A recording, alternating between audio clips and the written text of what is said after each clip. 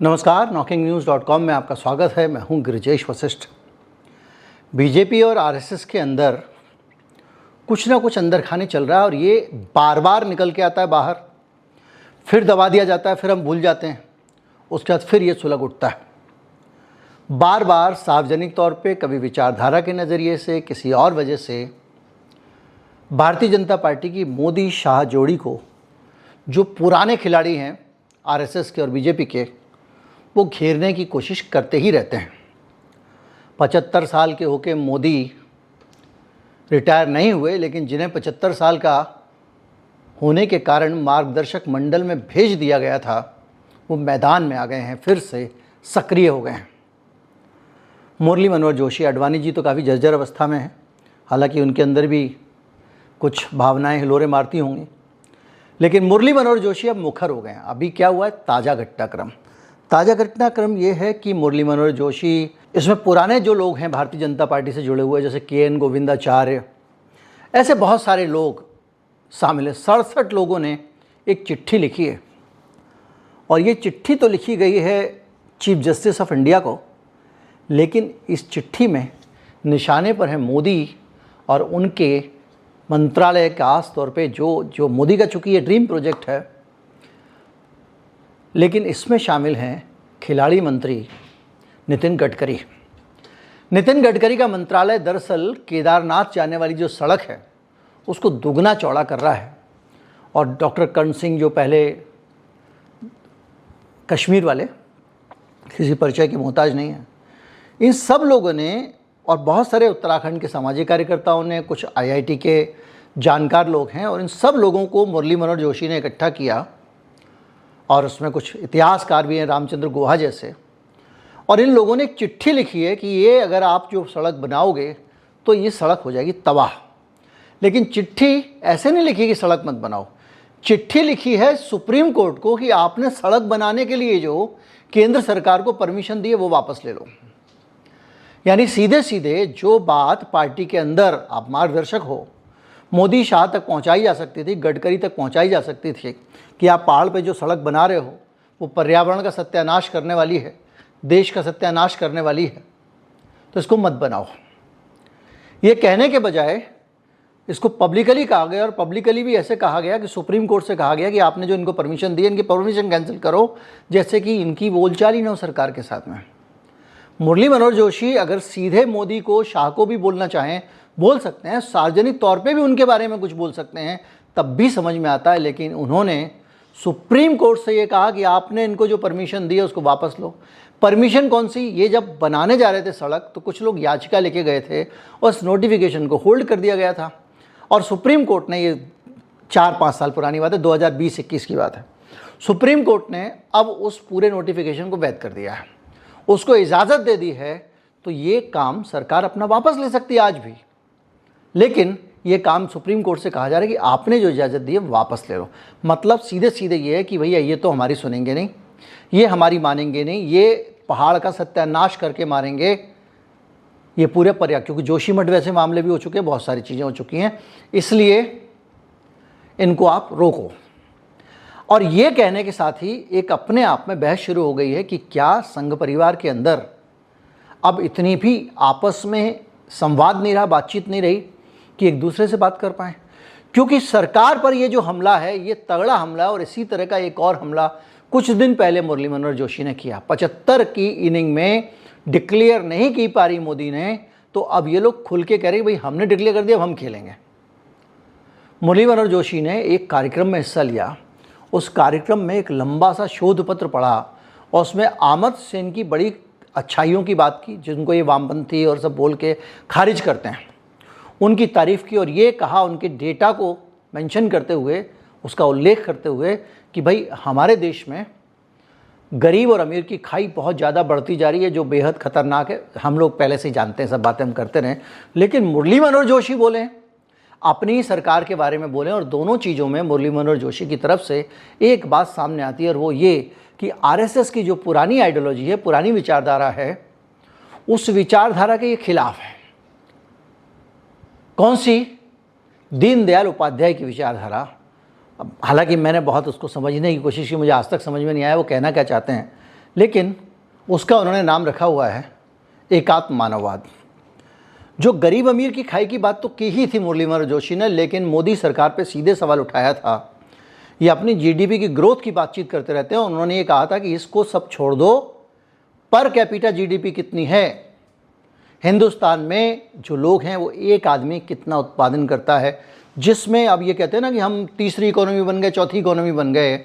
मैं पूरा विश्लेषण है, हमारे पास एक पूरा वीडियो है। तो वो पूरी इकोनॉमी, इतनी बड़ी इकोनॉमी कौन सी है, कितनी बड़ी इकोनॉमी है, उसका सच मुरली मनोहर जोशी ने खोल दिया। तो ये दोनों केस सीधे सीधे मुरली मनोहर जोशी का केंद्र सरकार पर हमला है। तो ये एक तो चल ही रहा है, इस बीच में और भी बहुत सारी चीज़ें हो रही हैं, और वो हो रही हैं कि अलग अलग जगहों पर ये कहा जा रहा है कि भाई, एक मुरली मनोहर जोशी का ही बयान था ये भी, कि कहीं ना कहीं भारत में ऐसे पॉलिटिशियंस चाहिए जिसमें प्रधानमंत्री के सामने भी लोग निर्भीक होकर अपनी बात कह सकें, प्रधानमंत्री से डरे नहीं, अपनी बात कह सकें। ये कह के उन्होंने एक बात साफ कही कि बीजेपी है ना, उसके अंदर लोग मोदी के सामने कुछ बोलने से डरते हैं। ऐसा सीन पहले प्रधानमंत्री के सामने बोलने से लोग डरते हैं, ऐसा सीन कभी इंदिरा गांधी के समय में कभी देखा गया, इमरजेंसी तो बात अलग है, वरना ऐसा हुआ नहीं। असहमतियाँ हमेशा सामने आती रहीं, और लेकिन यहाँ ज़बरदस्त। और उन्होंने ये भी कहा कि ये जो फेक न्यूज़ की इंडस्ट्री है सोशल मीडिया पे, वो गलत है। तो ये चीज़ बताती है कि किस तरह से एक पुराना नेता मुरली मनोहर जोशी अब फील्डिंग कर रहा है फ्रंट पे आकर। लेकिन क्या मुरली मनोहर जोशी अकेले हैं? क्या मुरली मनोहर जोशी पर्सनल खुन्नस निकाल रहे हैं? क्या मुरली मनोहर जोशी की सक्रियता उनकी स्वतः स्फूर्त सक्रियता है, या मुरली मनोहर जोशी के पीछे कुछ लोगों का हाथ है, या कुछ लोगों ने उन्हें उकसाया है, या कुछ लोगों ने उनसे कहा कि जोशी जी आप ही आगे बढ़ो, बाकी किसी की हिम्मत तो नहीं है? क्योंकि जोशी जी जब ये बात कहते हैं तो उसके साथ बहुत सारी चीज़ें मिलती हैं। राष्ट्रीय स्वयंसेवक संघ का नज़रिया बहुत कुछ बताता है। केवल मुरली मनोहर जोशी नहीं, उनके बहुत सारे अनुषांगिक संगठन, SJM स्वदेशी जागरण मंच भी इस उत्तराखंड के हाईवे पे भी सवाल उठा चुका है, मोदी की जीडीपी पर भी, मोदी जी की श्रम नीति पर भी, बहुत सारी चीज़ों को सीधे सीधे वो डायरेक्ट कर चुका है कि आपका रवैया भारत विरोधी है, स्वदेशी रवैया नहीं है। मोदी जी स्वदेशी की बात करते हैं, प्रमोट विदेशी को करते हैं, और इस बात को उनके संघ परिवार के अंदर से ही बातें आती हैं। अब आगे बढ़ते हैं कि किस तरह से ये रीबैलेंसिंग हो रही है और किस तरह से ये चीज़ें चल रही हैं। आपको एक बयान याद होगा, अभी पिछले दिनों मोहन भागवत ने स्वयंसेवकों से कहा कि आप देश के मुसलमानों के बीच में विश्वास को बहाल कीजिए। संघ के कार्यकर्ता मुसलमानों के घर जाएं, उनके साथ बैठें, चाय पिएं और उनको विश्वास दिलाएं कि आरएसएस उनसे अलग नहीं है, उनके खिलाफ नहीं है। आरएसएस देश भर में ये एक कार्यक्रम चला रही है, लेकिन आरएसएस के इसी कार्यक्रम को पंक्चर करने का सिलसिला शुरू हो जाता है। अभी महीना भर नहीं हुआ है, नंबर 1 विनय कटियार, विश्व हिंदू परिषद वाले, पता नहीं कहाँ किस दड़वे के अंदर थे, अचानक निकल के आ गए। वो क्या कह रहे हैं, जो मस्जिद बन रही है अयोध्या में, राम मंदिर की जगह दी उन्होंने, तो मस्जिद के लिए सुप्रीम कोर्ट ने उनको भी जगह दी, तो ये मस्जिद नहीं बनने देंगे। अयोध्या के पार बना लो, अयोध्या में राम का मंदिर है, वहाँ पे कोई मस्जिद नहीं बनेगी। ये सवाल वो खड़े कर रहे हैं, और वो सवाल खड़े करने के साथ ही उत्तर प्रदेश की सरकार ने एक और काम किया। इस मस्जिद के जितने नक्शे पास होने के लिए गए हुए थे, उन सारे नक्शों को हर सरकारी विभाग ने अड़ंगा लगा के रोक दिया, और आखिर में जो वहाँ का विकास प्राधिकरण है, अयोध्या विकास प्राधिकरण, उसने भी नक्शे को लटका दिया। उसने कहा कि इनको परमिशन नहीं मिल रही है, पर्यावरण विभाग की परमिशन नहीं है। पर्यावरण विभाग ने अपना कहा, ये बताओ कूड़ा कहाँ फेंकोगे, ये बताओ इसका जो पानी निकलेगा मस्जिद का वो कहाँ डालोगे। इस तरह की बहुत सारी ऑब्जेक्शन लगा दी हैं। नगर निगम ने ऑब्जेक्शन लगाई कि मस्जिद तक जाने वाला रास्ता जो है वो इतना नहीं, डबल होना चाहिए। तमाम सारी चीज़ें हैं कि भाई कितने पेड़ कटेंगे, इतनी सारी ऑब्जेक्शंस लगा के सारे सरकारी विभागों ने मस्जिद के काम को रोका हुआ है। उसी जगह पे मंदिर बन के खड़ा भी हो गया है, लेकिन मस्जिद का पता नहीं है। एक ही कोर्ट के फैसले में आया था। अब वो कह रहे हैं भैया ठीक है, हम इसका फिर से डिज़ाइन बदलेंगे। बड़ी खूबसूरत मस्जिद बना रहे थे, उसमें एक लाइब्रेरी रखने वाले थे, कई स्कूल रखने वाले थे, पॉजिटिव चीज़ें समाज के लिए जो हो सकती हैं, अस्पताल, ये सब इंतज़ाम वो कर रहे थे। बहरहाल वो अटक गया है और उसके खिलाफ एक माहौल शुरू हो गया। इस बीच में एक और कंट्रोवर्सी आ गई। जब हिंदू मुसलमान को एक करने का संघ का आह्वान है तो बीजेपी अलग करने के एजेंडे पे क्यों चल रही है? बीजेपी ने अभी हाल में ये हुआ कि एक कार्यक्रम चल रहा था, वो 12 वफात जो होता है उसका एक बैनर लगा हुआ था, आई लव मोहब्बत, इसमें मोहम्मद, इसमें गलत क्या है? मैं मोहम्मद को प्यार करता हूँ। भाई मुसलमान अगर ये नहीं लिखेगा तो क्या लिखेगा? उस बैनर को हटाओ, उस बैनर को हटाओ, उसको लेके बवाल शुरू हो गया। अब बवाल दर बवाल बहुत सारे लोग जो बवाल में, भारतीय जनता पार्टी की पॉलिटिक्स में कुछ मुस्लिम पार्टनर्स भी हैं, वो जब नहीं होता, आग नहीं बहती तो उधर से वो आग लगाते हैं, इधर से ये आग लगाते हैं, तो काम बन जाता है। तो वो एक बवाल खड़ा हो गया है और योगी जी ये कह रहे हैं कि भूल गए कि वो किसके शासन में ये कर रहे हैं, वो कर रहे हैं, तमाम सारी बातें हो रही हैं।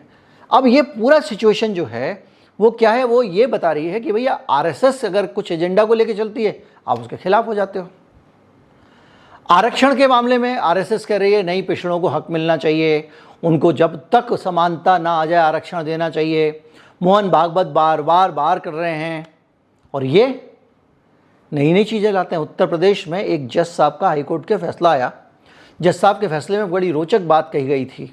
उसमें कहा गया था कि 2047 तक भारत को विकसित राष्ट्र बनाने का जो मोदी जी का सपना है, उस सपने को पूरा करने के लिए ज़रूरी है कि जाति का जिक्र बंद हो जाए। उस फैसले के आधार पे आनन फानन में हर जगह सरकारी विभागों वगैरह में जातियों के उल्लेख को रोक लगा दी गई, जातियों से आधारित कार्यक्रम रोक दिए गए।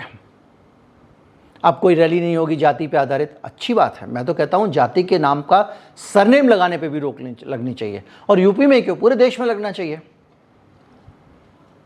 भाई ये भी तो एक तरीका ख़त्म करने का। लेकिन आप जो वंचित हैं, परंपरागत रूप से जिनको सदियों से वंचित रखा गया है, उनको उसको कंपनसेट करने के लिए आरक्षण लाया गया था ना।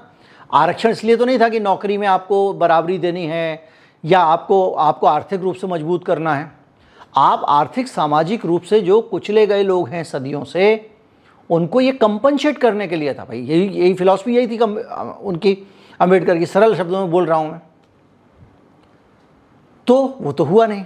तो आप ये पूरा का पूरा जो बात आती है जाति जनगणना की, जिसकी जितनी भागीदारी, हिस्सेदारी, जो भी बातें आती हैं, तो उसके मुकाबले जब वो कह रहा है, आरएसएस कह रहा है, आपका पितृ, आपका जहाँ से आपकी आइडियोलॉजी है, जहाँ से आप पैदा हुए हो, वो कह रहा है कि नहीं भाई आरक्षण के हम खिलाफ नहीं हैं। अब ये आरक्षण को और जाति के जो नैरेटिव है उसको, जातिगत विषमता का मुकाबला करने वाले सारे नैरेटिव को चलाने का काम शुरू हो गया। एक से एक बहुत सारी चीज़ें आ रही हैं। आपको मैं उस पॉलिटिकल चीज़ों पे नहीं जाऊंगा, मैं सिर्फ आइडियोलॉजी की चीज़ों पे हूँ।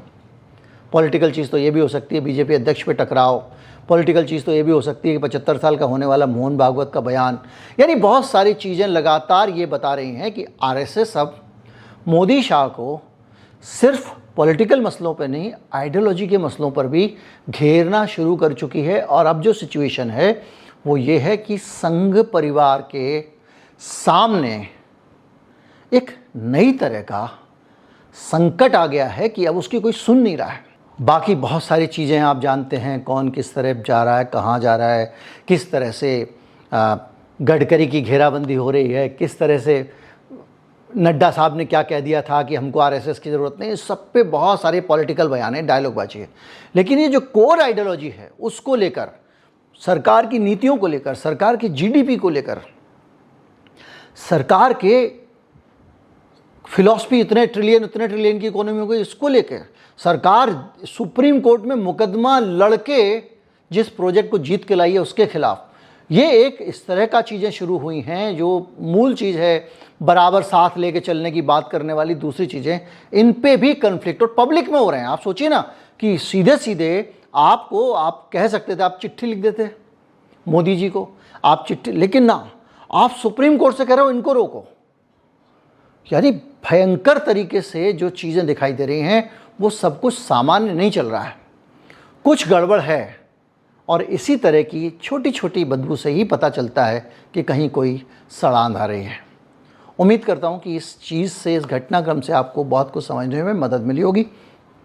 काफ़ी बातें मैंने कही नहीं हैं क्योंकि आप पहले से जानते हैं। और जब मैंने इतना कहा तो बहुत कुछ आपके दिमाग में घूमा होगा। नमस्कार, जय हिंद।